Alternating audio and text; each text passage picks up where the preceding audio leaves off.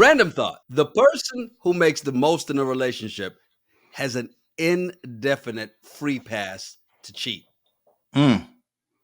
Not my words at all. I just want to point that out. Hey, welcome to the show. I'm Yanni Rude. And I'm just Terrell. You ever been out somewhere and overheard two people having crazy conversations? Well, we are those people, and we've been having these conversations since college. Yep, it's the Regular Guys Random Thoughts Podcast, episode 116. Be sure to like, subscribe, rate, and leave a review. Indeed. And, I got to really point out that those are not my words because I hope not. My wife listens to the podcast. Okay. Yeah, I'm like, I know she listens. That was kind of bold. Next week, Yanni in the cast. Hey, welcome to the show. You woke up this morning and chose violence. Got it. Speaking like Kanye from back in the day. Welcome to the show. Whole jaw just wired shut. Yeah, no. So through the wire. That's what you're going to be. These were actually the words from Gabrielle Union. So she was on. You remember Dax Shepard, right? Yeah. So she from what was it? Punked and a lot of MTV stuff. So she's on his podcast, which a long ass podcast. It was like 2 hours long, right?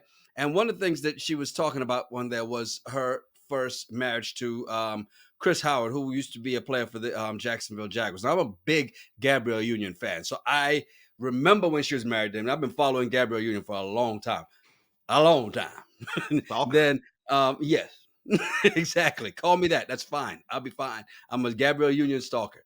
This I did not know though. This was interesting to find out. As she said, in the first marriage, neither one of them felt like the marriage should get in the way of their dating. I'm like, wait, what? What do you mean by this, right? And one of the things she talked about, it was like keeping up with his activities. He cheated first, so she kept cheating. She's like, oh, that's what you're doing? You're going to feel this one. And then she felt entitled to do it. Then she said it turned out to the point where she was making the money. She's paying the bills.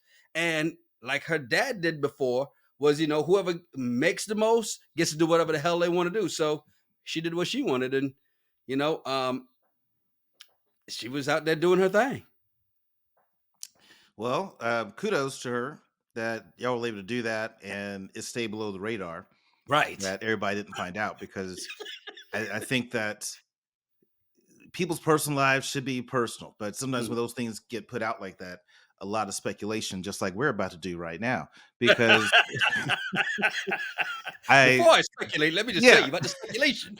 We shouldn't be doing this speculation, but here I go. So I think there's some truth to the fact of whoever makes the most money. I'm not saying they have the right to cheat, but I do think that they wind up having the financial power because if you leave the relationship, that's where the power comes into play.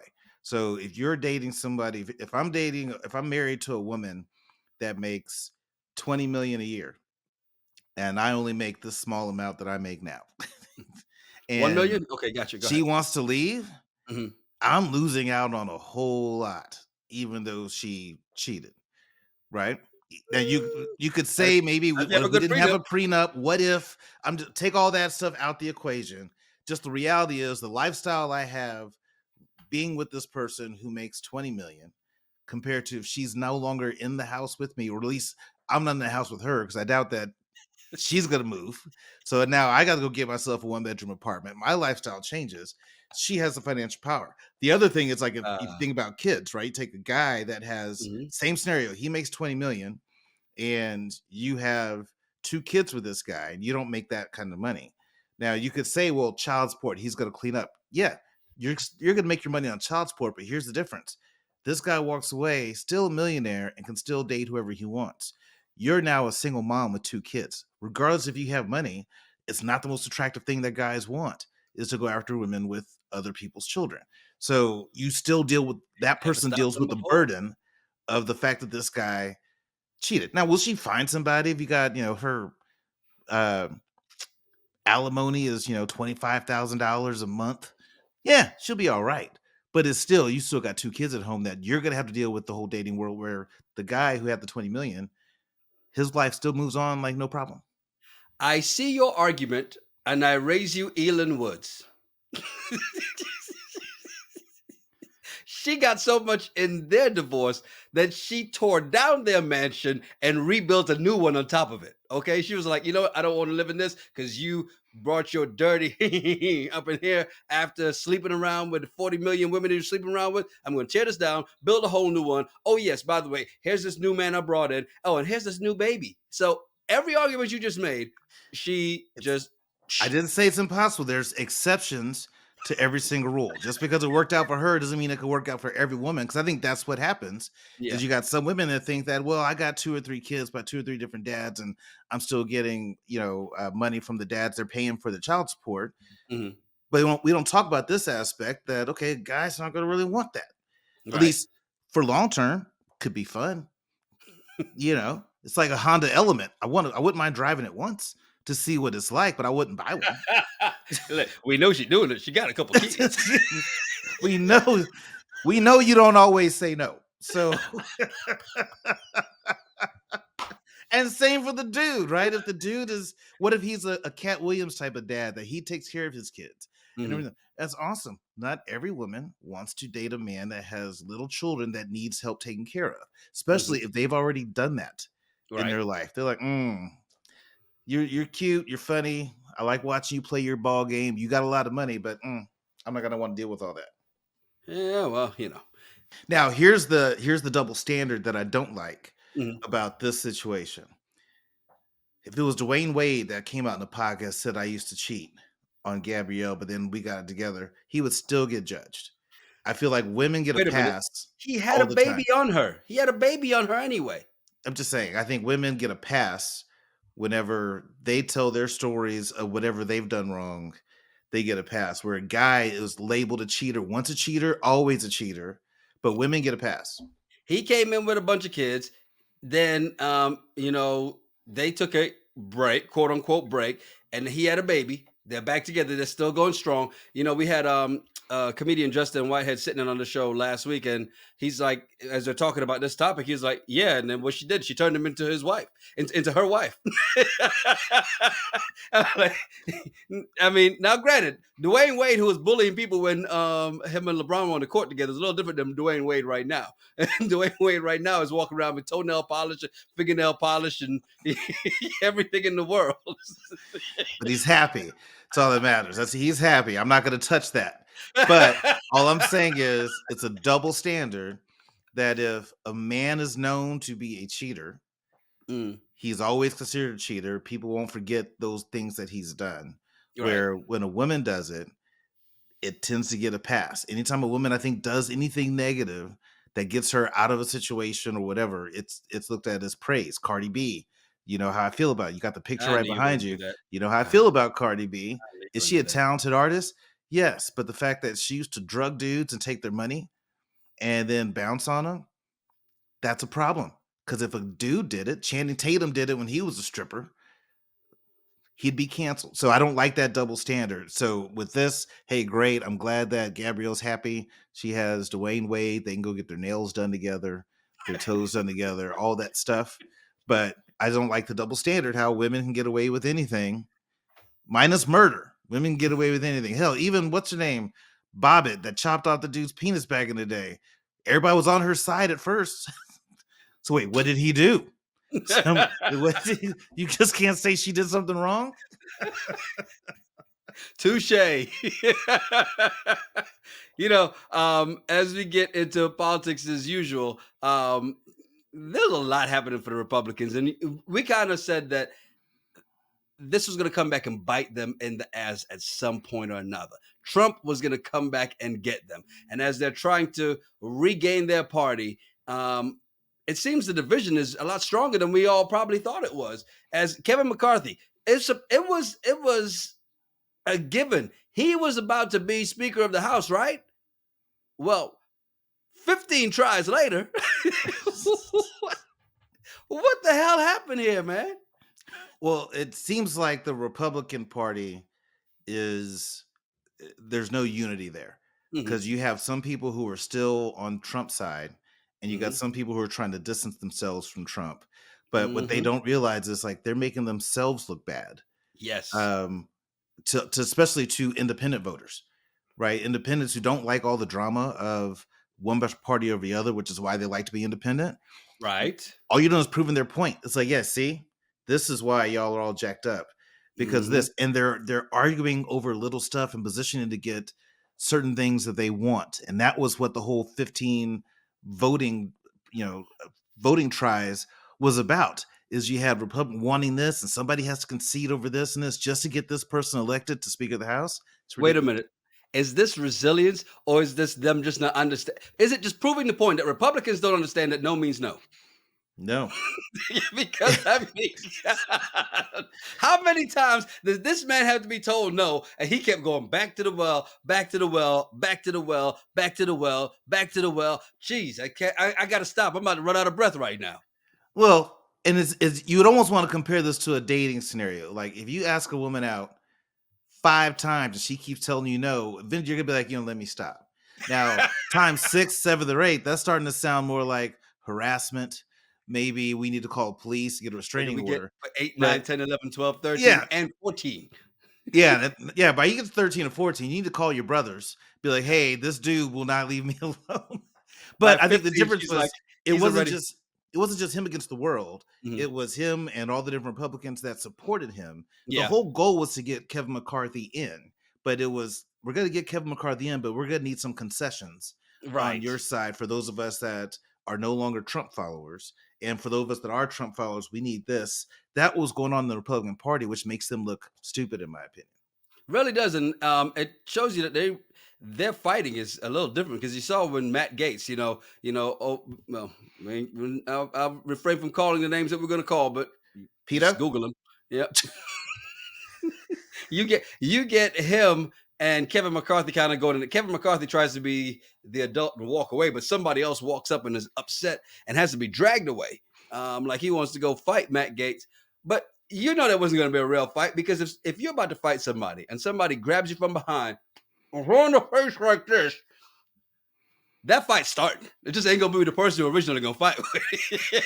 that's how you know when folks really not trying to fight. They're like, all right, well, all right, let me go. Well, you're dealing with older people, like us younger folks in the 20s. Yeah, that would have been a fight started. Mm. I'm 48. You come around that, I'm gonna be like, wait, who is it? And how bad do I really want to do this? In my mind, I'm like, okay, what if you flip him over? But like my back, I don't think I can do it with my back. Hey, do I have the appointment with the chiropractor later this Yeah. week? Nope. Okay, no. Wait a minute, Save that. I got a gap in my insurance. So if I get hurt today, it's not gonna be a good idea. So one of these things that they were trying to do, they actually had some opposition for Kevin McCarthy as well. And turns out it's a brother. Byron Donalds, I think Mhm. out of Florida. So here's what's interesting about him because Cori Bush, who's a Democrat from Missouri, she was calling the Republicans racist and pretty much saying that Byron is a prop, that they're just trying to find another black person and put him up. And then, of We're course, not racist. We got a black candidate. yeah, no, even our candidate is black. See, we like everybody. No, you can't come to my house, Byron, but we definitely. Unless you're serving drinks. Yeah, just come in the back. Just come in the back. Yeah, park in the back. You good. You good. Matter of fact, while you're parking, park everybody else's cars too. And no, you can't take tips. But what was interesting about this is as this is starting to blow up, a lot of people were figuring out like who's Byron Donalds. And I saw on Twitter like this said that every person in a Black Greek fraternity is like looking to see if Byron Donalds is a member of their fraternity because he went to FAMU. But I'm gonna find out he's an alpha. no, he's not. Thank you. He's not. But so it comes to find out that I think in 1997 he had a marijuana charge that it was a possession charge that eventually got expunged, as well as another charge in like early 2000s Well, we got the for report from Channel 4 here. It's been posted on the internet after it was ordered sealed by the courts. A 1997 misdemeanor arrest for distribution of marijuana, and in 2000, a second-degree felony for receiving a bribe.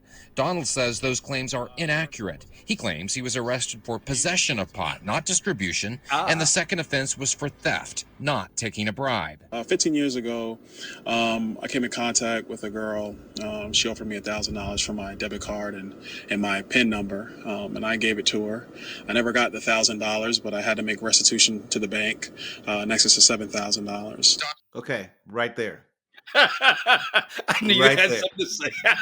Right there. As soon because I'm like, okay, everybody has a story, and you heard me say I got to hear both sides. But always. Right here, I want to say, what's the word? Rogan, please. Like, that doesn't make sense. So you met a woman. Well, I like this. It wasn't. It was just possession, not possession. Not just. Hey, there is a difference, though. Let's be real. There's a difference between possession and distribution. Well, there's a difference. Is if you get caught distributing, that's distribution. But if I have 5 dime bags on my dresser, I'm probably planning to sell 1 or 2 of those. Because who just buys that many dimes? I mean, you got to get a bunch. I mean, so I understand, or so I hear, that's how it works. But I met this young lady, and she offered me $1,000 to give her my debit card and my PIN number. Right there, how stupid are you? And then you gave it to her without the $1,000. Oh, how fine was she? Yeah. And then now you owed $7,000. Come on now. There's more to that story. Because if that's what you're going to run with, you're telling everybody, yeah, I shouldn't be in this job. I'm not. I don't make good decisions. At all. I mean, what did this woman say to you? What did this woman look like? What did this woman do to you for you to give up your card number and your PIN number? Yeah. Was it like Corinne Steffens? Is that who? Ain't nothing that good. Nothing. I don't know. I don't know, but I do. It just didn't make any sense to me. But I'm like, well, Republicans, if y'all going to put this person up, wouldn't you have really done a deeper dive? And this is why I felt the Republicans weren't that passionate about him as a candidate anyway. Yeah. Because if they were, they'd have vetted all that stuff and already been prepared to, hey, you need to talk about this. This is going to come up. I need you to make sure you say this and this, because that quote that you played was from an old interview. That's from 8 years ago. Yes. Yeah. So they would have told him, hey, you need to be prepared to talk about this. And he wasn't. Well, here's the thing. You're right. He was a prop. He was set up there to hey, we're not racist. See, we gave the black guy a shot. He didn't make it. Kevin's in. So now we got to go with another white guy too. That's what it's going to be at the end of the day. One of the things that also popped up as we get into For the Love of Sports was this tweet by one of your guys, right? Isn't Kyle Kuzma part of the Lakers, or used to be? Used to be. Okay, used to be, yeah. So he put up this thing and says, ESPN's coverage on this Dana White situation is flat out embarrassing. And what he's talking about is this video that popped up last week of Dana White, New Year's Eve, in a club in Mexico. He and his wife, intoxicated.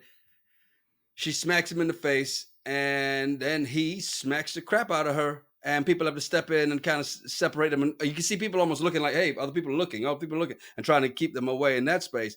And of course, Dana White comes out, says, a lot of people are going to have an opinion. A lot of people are going to feel a kind of way, and rightfully so. But this is the first time this has ever happened. This has never happened before. And we've been together for how many ever years that I'm really embarrassed, especially for my kids. First thing I'll say is the reason why there's not a lot of coverage on it, because the overall world doesn't give a shit about MMA. Because there's been a lot of dudes and a lot of things have been said about women, a lot of misogynistic activity that's been done towards women that has not got the attention that a Ray Rice incident in a stairwell got. Because more people care about NFL and football than they do about MMA.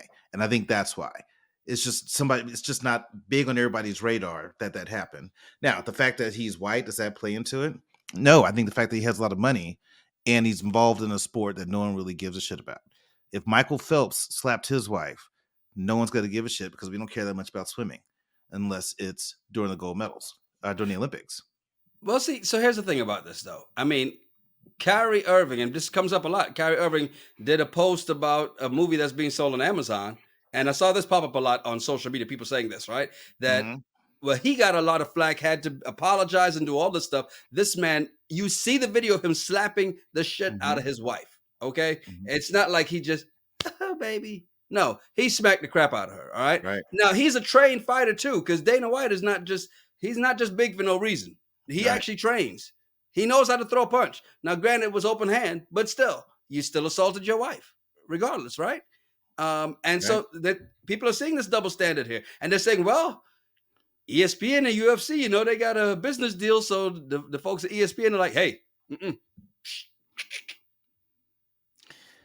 the UFC and NBA are not on the same level money wise.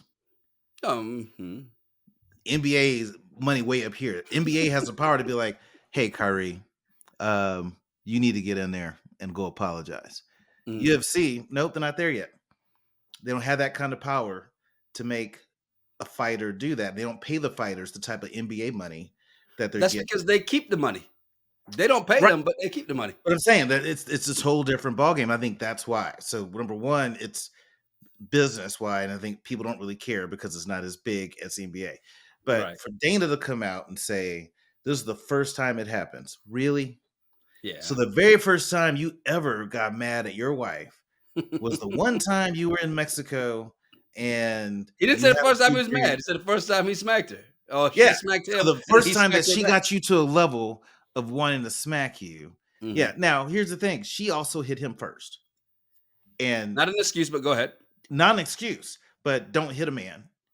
Period. But if y'all are both in public, and here's the thing, and this is to me the most critical part of it. If you're in a relationship and your partner, whether the male, female, whatever it is, they're in a position of power that generates a lot of revenue and money for you and your family. Don't do that shit in public. Don't go get drunk in public. Get drunk at home together. Get drunk someplace private. Don't do that stuff in public, because now you're putting the money at risk, because she hit him, he slapped the shit out of her, and now it's a big thing. What if the UFC says, you know what, right, we didn't do enough. Hey, Dana White, we have to get you out of the UFC. And he wanted to not be able to make any of this money anymore. I'm sure the investments are good. And I am sure, as they do with every one of these executives, he'd be given a great compensation package to walk away, right?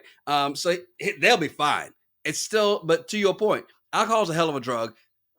You got to learn how to protect the money, but at the same time, it's still a double standard. And we cannot act like it's not a double standard. We know it is. It's right there. It's right there. Show me a time where there was a black person that hit their partner and they were a celebrity or athlete in something that we didn't care about. Well, I don't care enough to remember that, so. That's my whole point. We can talk about football players. We can talk about basketball players, but we don't care about basketball, but still. We don't care about it. Arthur Ashe could have been hitting people back in the day, but we don't care about tennis back then. We didn't start liking tennis really until Serena.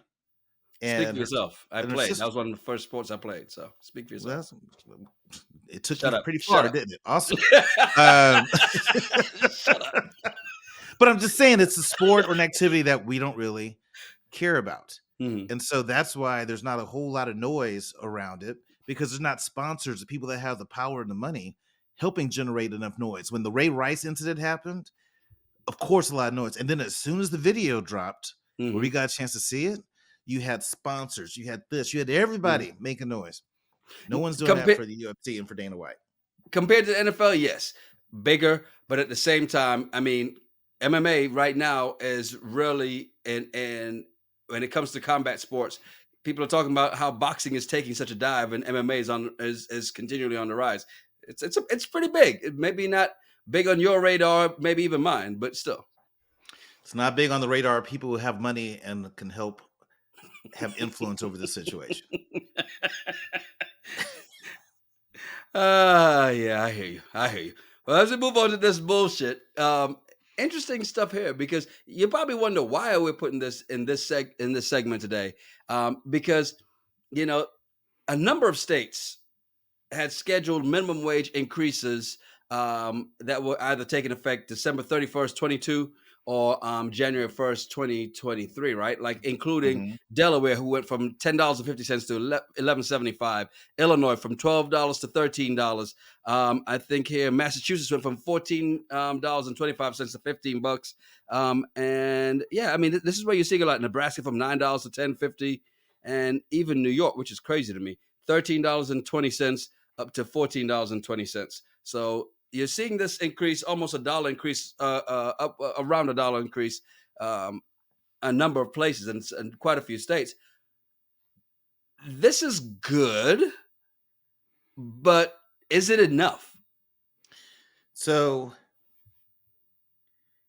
it's good, and it's also bullshit at the same time. Why? And let me explain why. So for the hourly team members, you're going from $10 to $11.20 or something like that. Does that make a huge difference to somebody making that kind of money? Yeah, it's a big deal to them, Mhm. but it's really not that huge. So you're not really changing much of the gap that people are feeling with inflation going up and the amount of money that they're making. You're not really building that bridge. Mhm. But the part that is bullshit is if you are an employee, let's say you were hired in Nebraska for $9 an hour 3 years ago, and you've worked hard, you've gotten some raises, so now you're making $12 an hour. And what was the minimum wage increase to in Nebraska?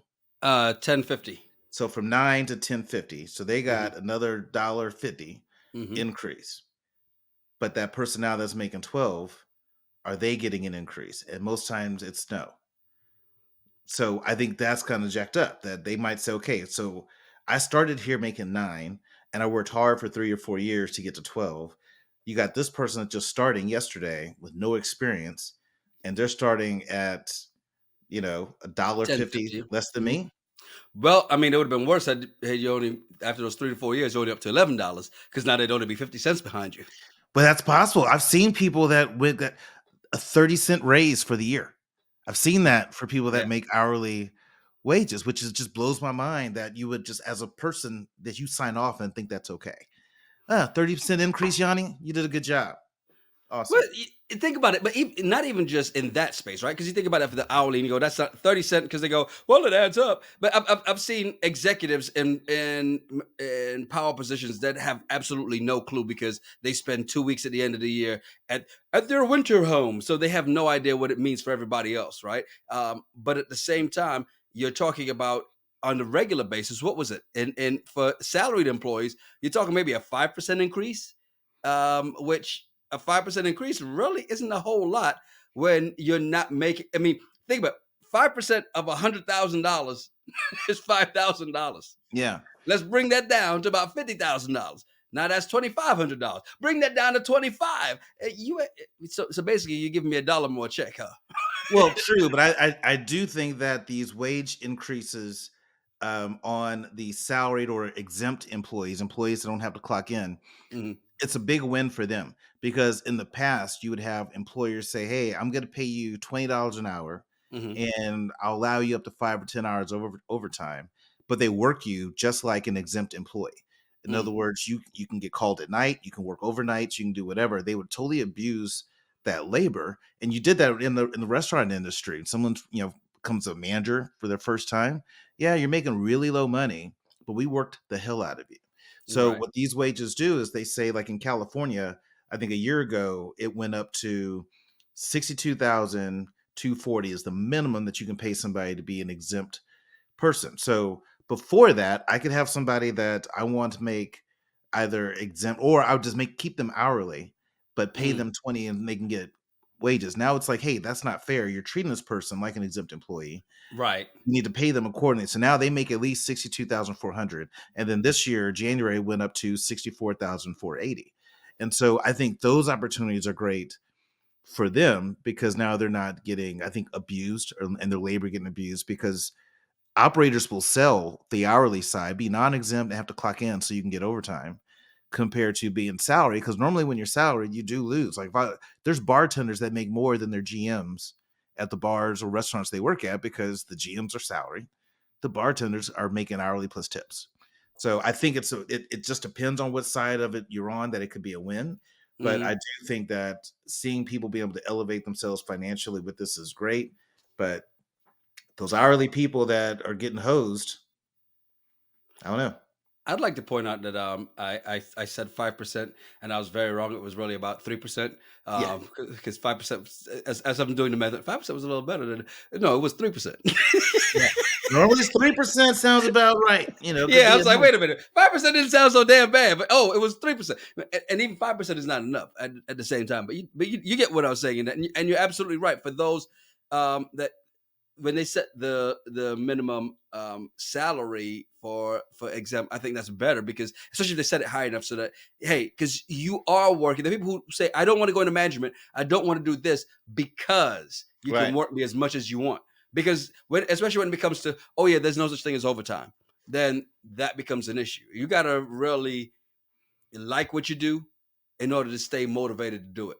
And at the same time, the people that want to do the work and are willing to put in all that work are the ones that usually get abused the most, because at the end of the day, if I can get you to keep going and not compensate you, then why wouldn't I?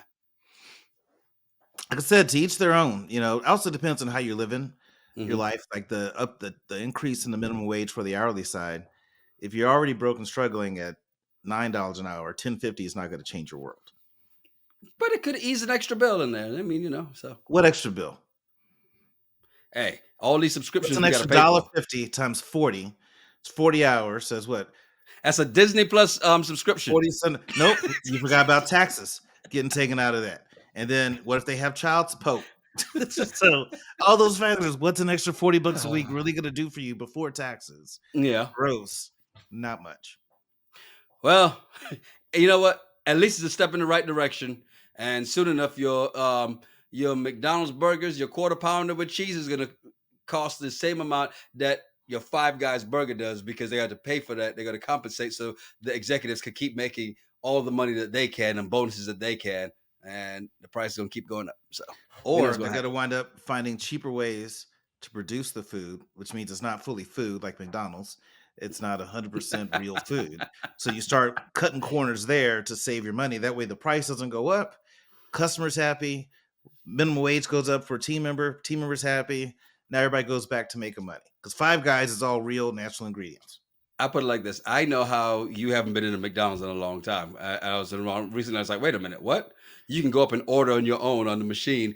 You don't have to go to somebody. So again, it's already getting there. We saw it in the self-checkout. Yeah. My mom refuses to use self-checkout because she's like, no, because if I use self-checkout, I'll give them a reason to not hire somebody. I'm like, they're still not gonna hire that person. See how many unopened checkouts they have? They're still not hiring any more people. I'm sorry. Self-checkout is the shit to me, because I'm impatient. I want to be able to go. Yes, we know. I don't want to watch, because you stand in line. Here's what the worst thing that could happen, standing in line to wait for someone else to actually do it for you, is the person in front of you breaks out a check. And they start to write a check. Now you're just like, Jesus. Checks. Yes, it happens. That's that time. Someone's going to write a check, and you're just like, oh, here we go. The worst one for that is when they write a check and they have a little kid, and that little kid is a little brat, and they start trying to rip that check apart while the mom's writing it.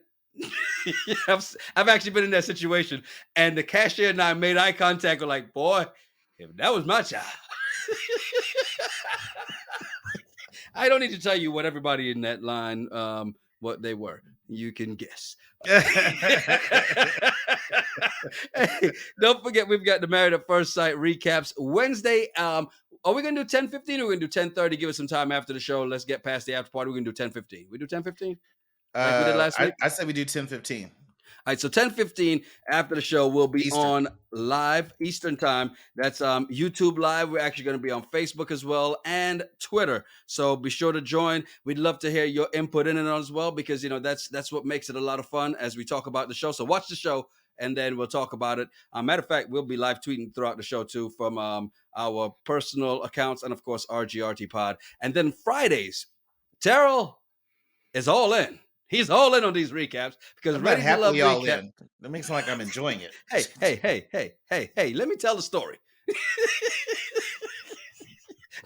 Stop telling people the truth.